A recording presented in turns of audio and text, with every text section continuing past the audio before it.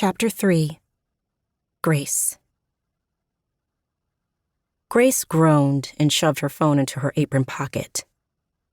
In case you were wondering, dating apps suck. That bad, huh? Vivian asked. The worst.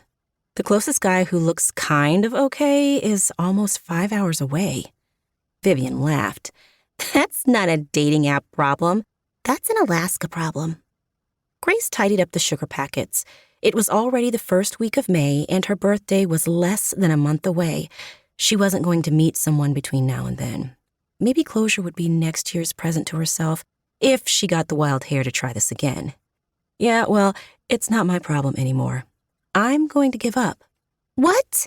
No, you can't. It's only been a week. You're supposed to be a good example for me. Grace narrowed her eyes. Is that a comment about my age? No, ma'am. But really, you were married before. How did you meet your husband? Grace chewed on her lip. She almost never talked about her life before Darling. She didn't just need physical space from Hunter. She needed space from the memories, too. For the last 2 years, when Grace thought about Hunter, her shoulders would climb to her ears. To say he left her with a bad taste was an understatement. But the Hunter that she had first met, the guy she had fallen in love with 17 years ago, she hadn't thought about him in a long time. He had even given her romance book heroes a run for their money. I was working at a coffee shop that featured local artists. He walked in one day to ask about putting his photos up and... Never mind. It sounds so cheesy.